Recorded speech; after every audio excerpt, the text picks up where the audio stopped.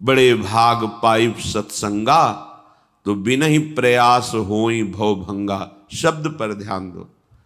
कई नौ साधक विचलित हो जाते हैं कि मेरा मन मेरा साथ नहीं दे रहा, अब क्या होगा। आपको चिंता नहीं करनी, आप खुद गलत हो रहे हो। मेरा मन क्यों रखा है, प्रियाजू को क्यों नहीं दे दिया।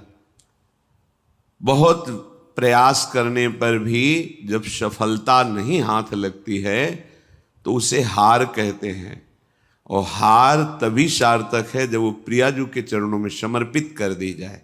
बड़े बड़े हार गए हैं, अपने लोग तो बच्चे हैं। गोस्वामी तुलसीदास जी कह रहे हैं, हौ हार्यो कर जतन विविध विधि, अतिशय प्रबल अजय, तुलसीदास बस होए तबहि जब प्रभु पेरक बरजय। तो दे दो ना उनको मन, फिर चिंता क्यों करते हो। अगर मन प्रभु के हवाले कर दो, वो ठीक कर लेंगे। उनको कोई मेहनत नहीं पड़ेगी ठीक करने में, वो अपने जन्म के जन्म व्यतीत होते जा रहे हैं। मन को आज तक हम राजी नहीं कर पाए। बहुत किया मनमानी, अब मन को हमारे गुरुदेव के वचनों के अनुसार चलना होगा। अब मन को शास्त्र सम्मत आचरण करने होंगे। आप थोड़ा मन से हटिए। मन में जो एक तदात्म भाव ले बैठे हो, यही तुम्हारी दुर्गति का कारण हो रहा है। तुम मन नहीं हो, तुम्हारा एक यंत्र है मन। तुम थोड़ा अलग हट करके देखिए, फिर ये डर जाएगा। आप तदात्म हो रहे हैं, इसीलिए आप इस पर विजय प्राप्त नहीं कर पा रहे। थोड़ा हटिए, हट करके निर्णय कीजिए। यदि ये गलत आचरण का हमें प्रेरणा सलाह दे रहा है, संकल्प बना रहा है, तो इसको विरोध में हो जाइए। नहीं मानना, ये कुछ नहीं कर पाएगा आपका। ये केवल जलाएगा किसको, अपने को। वो आपको नहीं, आप तक इसकी आंच नहीं पहुंच सकती। शास्त्र जिभ्याओं वाले भगवान शेष जी जिनका यश गान करते हैं, आप उन भगवान के अंश हैं। आपको ये काम आदि विकार स्पर्श न किए हैं, कभी न कर सकते हैं। ये मन पर हावी होते हैं, और मन को आपने अपना स्वरूप मान रखा है, इसलिए आपसे दुराचार बन जाता है, पापाचार बन जाता है। यदि इस जन्म में परमानंद की अनुभूति करनी है तो यज्ञार्थात् कर्मणोऽन्यत्र लोकोऽयं कर्म बंधनः, तदर्थं कर्म कौन्तेय मुक्त संगः समाचर। यज्ञार्थ माने होता है भगवत प्रीत्यर्थ, प्रभु के लिए कर्म करना।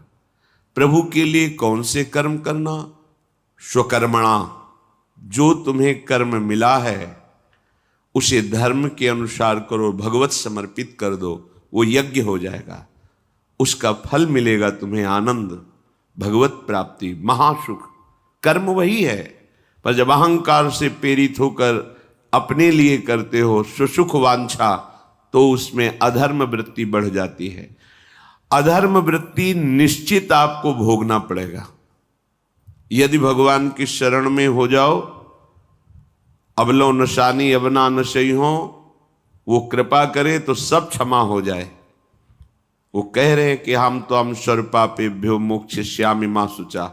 नहीं तो आपका जो कर्म प्रकाशित नहीं हुआ है और आपने पाप कर्म किया वो गुप्त है, वो नष्ट नहीं हुआ, वो भयंकर रूप रख के तैयार है, अपने समय पे तुम्हें नष्ट कर देगा। एक 45-50 वर्ष की अवस्था के थे।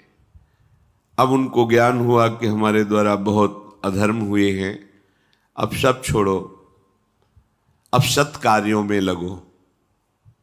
तो उनके सामने एक स्वर्णकार का मकान था। वो बहुत ही कपटपूर्ण व्यवहार करता था। भोले भाले लोगों को असली स्वर्ण लेकर के, केवल स्वर्ण का लेप करके अलंकार बेचता। अगर कोई जानता तो कुछ राज कर्मचारियों को अपने लेद के अधीन किए हुए था और उसको कुछ नहीं होता। तो जो राज कर्मचारी उसके रहस्य को जानते थे वो रात में ड्यूटी देते थे। उन लोगों ने सोचा कि इतना धन इसने इकट्ठा किया है, अगर हम इसको मार देते हैं और इसका स्वर्ण ले लेते हैं तो कोई रिपोर्ट करने वाला भी नहीं होगा और हम बहुत धनी हो जाएंगे। अधर्माचरण करने वाला कभी सुखी नहीं हो सकता।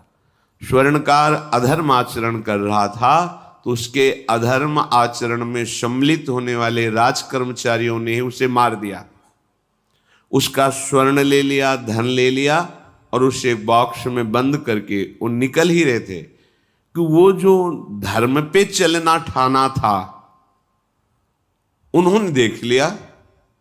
बाहर निकले, उनका ये क्या है, अब वो तो फंस गए क्योंकि बॉक्स में उसकी लाश थी और सब बैग झोला में स्वर्णाभूषण धन था। उन्होंने तुरंत उसको कहा, आवाज मत दीजिएगा, देखो हम तुम्हें हिस्सा दे देंगे, ये जो धन हमारे पास है इसको हम 3 हिस्से में बांट लेंगे और इसको हम नष्ट कर देते हैं, कोई जानेगा नहीं, हम राज कर्मचारी हैं, किसी तरह का फसाव नहीं होगा। उन्होंने कहा, ये मैं अधर्म का कार्य नहीं कर सकता, मैं तो अब हल्ला मचाऊंगा, सबको बुलाऊंगा और बताऊंगा कि तुमने इसकी हत्या की है और इसका धन अपहरण कर रहे थे। अब राज कर्मचारी, उन्होंने सोचा हमारी ड्यूटी भी जाएगी, धन भी जाएगा, सजा भी मिलेगी। दोनों ने इशारे में ही बात कर ली और हल्ला मचा के दौड़ पाए, पकड़ो इसे, पकड़ो, जाने न पाए। उसे पकड़ लिया, लोग इकट्ठा हुए, क्या हुआ, देखो ये धन अपहरण करके जा रहा था, इसकी हत्या कर दी। तो हम लोग गश्त लगा रहे थे तो हमें शंका हुई, आए तो देखा ये पकड़ा गया, जो धर्म से चल रहा था उसको पकड़ लिया। अब तो प्रमाण, राज कर्मचारी खुद गवाही देने के लिए तैयार, उसे बंद किया गया, मुकदमा हुआ। वो बार बार जज के सामने यही कहता था, जिसकी कसम खवाओ हम कसम खा लेते हैं, हमने बिल्कुल ये कार्य नहीं किया, ये लोग ये कार्य कर रहे थे, हमने इनको रोका तो इन्होंने मुझे साझेदारी के लिए, पर मैंने वो स्वीकार नहीं किया तो फिर इन्होंने ऐसा किया। पर उसकी कौन बात माने, राज कर्मचारी गवाही। मुकदमा लंबा खिंचा, उसे जेल में रखा गया। हर बार आके वो यही प्रार्थना करता, कई वर्ष तक चलता रहता मुकदमा, जेल का उसे बड़ा कष्ट भोगना पड़ता। वो विचार करता कि मैं अगर हिस्सा ले लेता तो बच जाता, लेकिन धर्म से चल रहा था तो देखो मुझे कष्ट भोगना पड़ा। मुझे लगता है भगवान के दरबार में न्याय नहीं है, धर्म रक्षा नहीं करता, ऐसा लगता है। एक दिन आया और रो करके यही बात कही जज के सामने कि मुझे लगता है भगवान नहीं है, क्योंकि मैं बार बार सत्य को साक्षी करके कहता हूं कि मैंने ये कर्म नहीं किया और मुझे दंड दिया जा रहा है, मुझे क्लेश दिया जा रहा है धर्म से चलने के कारण। अगर मैं सम्मिलित हो जाता तो मुझे तीसरा हिस्सा मिलता और बिल्कुल बात शांत होती। ये क्या धर्म है, कहां भगवान है। जज ने इस पर गौर किया, कई वर्ष वो जेल भोगता रहा, मुकदमा चलता रहा। तब जज ने गौर किया कि बार बार ये कहता है इसकी जांच की जाए, तो हत्याकांड होते ही रहते हैं। एक शव आया वहां, जज ने मंगवाया था, जो पोस्टमार्टम के लिए जाता है, मंगवाया और कहा देखो इसका कोई नहीं है, अंतिम संस्कार के लिए अपने ही लोगों को जाना है। तो 2 कर्मचारी जो थे सरकारी, जो स्वर्ण चोरी में सम्मिलित थे, उनको और उसको कहा कि बस तुम थोड़ी देर नदी के किनारे बैठे रहना, हम और लोगों को लेकर के आते हैं। और एक आदमी को छुपा के बैठा लिया और राज कर्मचारी नदी के किनारे शव को लेकर बैठे। उसको देखा जिसको बहुत कष्ट दिया जा रहा था, सारा आरोप उसके ऊपर था, जो धर्म से चल रहा था। उसे कहा माना नहीं ना, अगर मान लेता तो तीसरा हिस्सा भी मिल जाता, बात वहीं खत्म हो जाती है।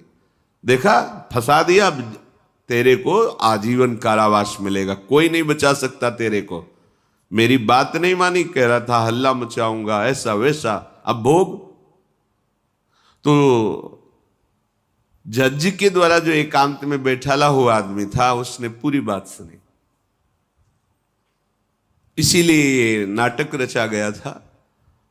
तीनों को बुलाया और कहा तुम निर्दोष हो उस धर्मात्मा से, स्वयं इनकी आवाज से हमने सुना ये कह रहे थे जो तुम बात कह रहे थे। तो उसने कहा कि ये तो ठीक है, अब निर्णय ठीक कर दिया, लेकिन अब कई वर्षों से मैं दंड भोग रहा था, ये कौन सा न्याय है? किस अपराध के कारण? मैं तो धर्म से चल रहा था, इसमें किंचन मात्र मेरा कोई अपराध नहीं था, फिर कई वर्ष से मैं सजा क्यों भोग रहा था? बार बार प्रताड़ना, नाना प्रकार के कष्ट क्यों भोगा मैं? जज ने कहा तुम हृदय को साक्षी करके बताओ, क्या कोई ऐसा अपराध किया है जिसका प्रकाश ना हुआ हो और तुम्हें दंड ना मिला हो? हम अब उसका कोई दंड थोड़ी तुम्हें देंगे, लेकिन तुम्हारे अंदर जो भगवान के प्रति आरोप है उसका निराकरण हो जाएगा। उसने कहा हाँ, यौवन अवस्था में मैंने किसी स्त्री को ऐसा ऐसा, और वो विरोध करने पर भी उसे मार दिया और आज तक बात कोई प्रकाशित नहीं हुई। तो बोले फिर भगवान को क्यों दोष देते हो? वो कर्म तुम्हारा दंड अगर मिल जाता तो नष्ट हो जाता, वो कर्म सुरक्षित है। उसी कर्म ने तुम्हें यहां अधर्म ना होने पर भी फंसाया और देखो तुम्हें भोगना पड़ा। तो निश्चित समझो, यदि आप अधर्म के द्वारा कोई भी सुख साधन करेंगे तो आप नष्ट होंगे। अधर्म के द्वारा आप धन आदि छीनना चाहेंगे तो आप नष्ट होंगे। अधर्म कर दिया है और उसका प्रायश्चित नहीं हुआ तो वो कर्म सुरक्षित है। ऐसी जगह फंसाएगा जहां 100% आपने कोई अपराध नहीं किया पर आपको उसका दंड भोगना पड़ेगा। फिर आपको लगेगा कि न्याय में अन्याय हो रहा है, कोई भगवान नहीं है। देखो मैंने बिल्कुल कसम खा के कहता हूं पाप नहीं किया, पर ये पाप का जो आरोप लगा वो पूर्व पाप आकर के तुम्हें दंडित कर रहा है। अब इस कर्म विधान को ये बहिर्मुख लोग क्या जानते हैं?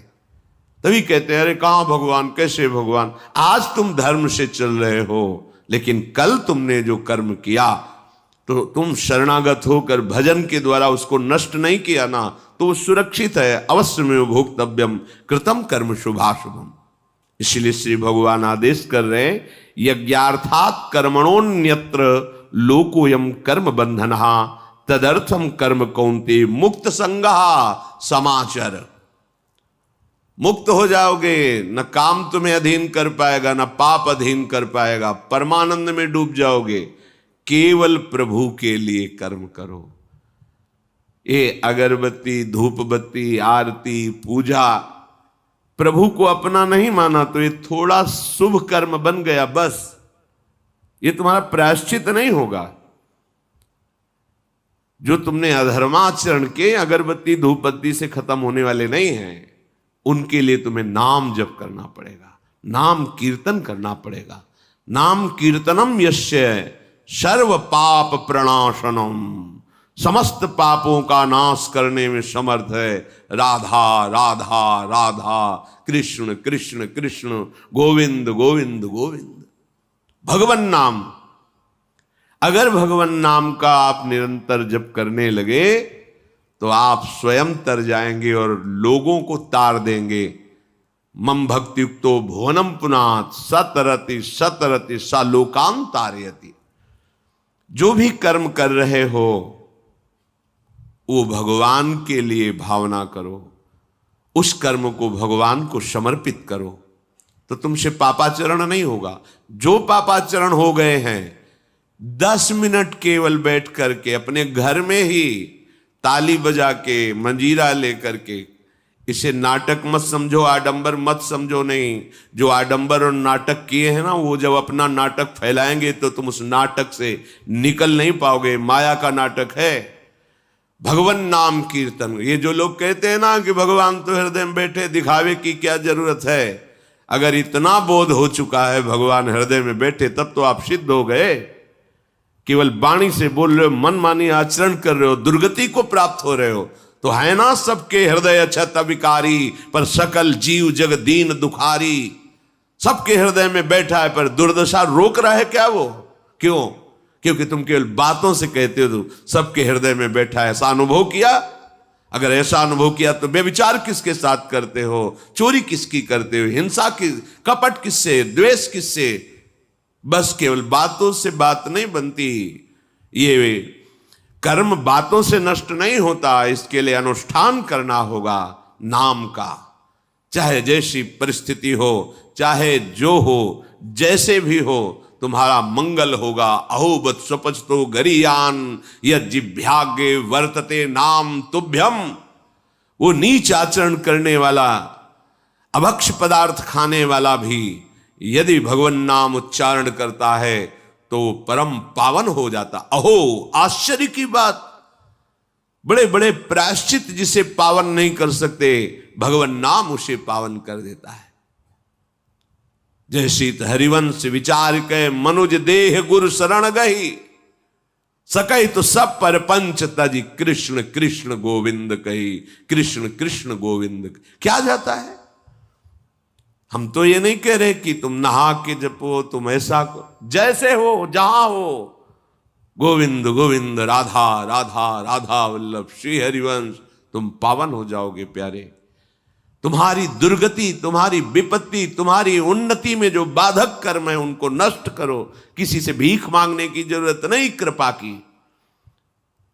अगर नाम जप नहीं तो कहीं भी भाग के चले जाओ, देख लो तुम्हें क्या मिलता है। नाम जप करो, तुम स्वयं देने वाले बन जाओगे, मांगना मिट जाएगा जन्म जन्म का। विश्वास करो, जैसे भी हो। नहीं छोड़ पा रहे गंदी बातें, शुरू करो, नाम को तो अंदर लाओ, वो तुम्हें इतनी सामर्थ्य देगा, सब छूट जाएगा, सब छूट जाएगा। विश्वास करो। आज तक जितने बड़े बड़े ऊंचाई के पद पर पहुंचे हुए महात्मा हैं, सबके मूल में नाम पाया गया। निरंतर नाम जप, निरंतर अभ्यास करने से होता है। विश्वास करो, इसके बराबर न तीर्थ याटन है, न कोई अन्य साधन है। नाम कलयुग केवल नाम आधारा, सुमिर सुमिर नर उतर ही पारा। जिसने नाम का आश्रय ले लिया महासुखी हो गया। पर जब तक तुम्हारे पाप कर्म भस्म नहीं होते, तब तक तुम्हें आनंद नहीं मिलेगा। इसलिए विश्वास करके दीर्घ काल तक सम्मान पूर्वक, आदर पूर्वक हृदय में नाम जप करो। जब पाप वासनाएं नष्ट हो जाएंगी, पाप प्रवृत्ति नष्ट हो जाएगी, तब आनंद की धारा, तुम्हें कोई भी विपत्ति, कोई भी संकट परास्त नहीं कर पाएगा।